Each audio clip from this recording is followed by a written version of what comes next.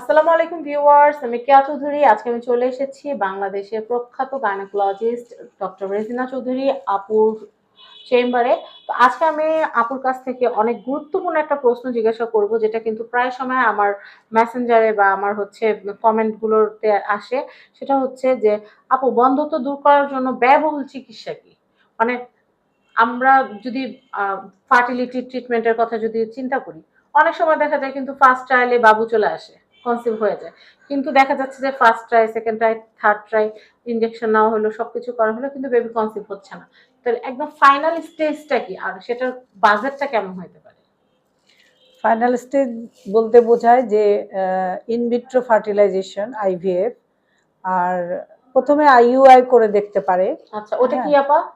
এটা হচ্ছে ওই ইনসামাইনেশন বলে, আর্টিফিশিয়াল ইনসামাইনেশন। মানে হাজবেন্ডের স্পার্ম নিয়ে এটা একটা ওয়াইফে থাকবে। হ্যাঁ, একটা ওয়াইফেরই থাকবে। আচ্ছা আচ্ছা। এটা জাস্ট ওই স্পার্মটা করে দিবে, পুশ করে দিবে। আচ্ছা আচ্ছা। ওটা কি জরায়ুতে ডাইরেক্ট? জরায়ুতে, হ্যাঁ। আচ্ছা আচ্ছা। ওটা মানে সার্ভিক্সে দিয়ে, মানে প্রসিডিউরটার নামটাই বললেন আপনি? আইইউআই। আইইউআই। আচ্ছা আচ্ছা।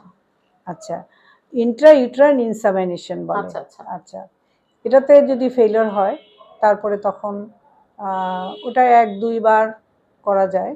এটা একটু চান্সটা, মানে রেটটা, মানে চান্সটা মোটামুটি, কিরকম থাকে? সাকসেস রেটটা মোটামুটি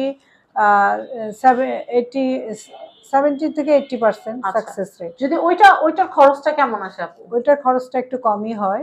এটা যারা করেন আর কি, ওইটা 1-1.5 লাখ টাকা খরচ হয়। আচ্ছা আচ্ছা। এক একটা অ্যাটেম্প? হ্যাঁ, এক একটা অ্যাটেম্প, ওয়ান টাইম আর কি। আচ্ছা, আপনি ফার্স্ট অ্যাটেম্প করলেন 1.5 লাখ, এরকম একটা কস্টিং।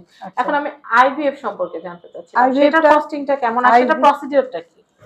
আচ্ছা, আইভিএফ নিয়ে বিস্তারিত আরেকটা ভিডিও থাকবে ইনশাআল্লাহ।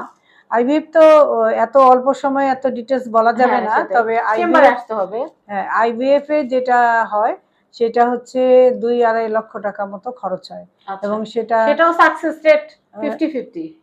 না, 50 না, এক একজনের কাছে এক এক রকম সাকসেস রেট। ওটা অ্যাকচুয়ালি আমার কাছে ওইভাবে মানে জানা নাই, তবে মোটামুটি 80% সাকসেস রেট হয়। আচ্ছা আচ্ছা। এটা একটু ব্যয়বহুল, কারণ অনেকেই কিন্তু বাচ্চা কেনা চায়। একটা বাচ্চা সবাই চায়, কারণ মানুষ ইনকাম করে কিন্তু বাচ্চার জন্য। এখন বাচ্চাই যদি না থাকে, আমি খরচ করব কার পিছনে? তো সেই ক্ষেত্রে সব ডিটেল তো আর আমি একটা ছোট্ট ভিডিওতে বলতে পারছি না। তো সেই জন্য আপনারা যারা চাচ্ছেন যে ডক্টর রেজিনা চৌধুরী আপুর চেম্বারে আসবেন, তারা কিন্তু চলে আসতে পারেন সিটি হসপিটালে। আর এখানে কিন্তু একদম ডিটেল সিরিয়ালের যে নাম্বার, সিরিয়াল দেওয়ার জন্য যে নাম্বার, তারপর হচ্ছে কি কি বার আপু থাকেন, সব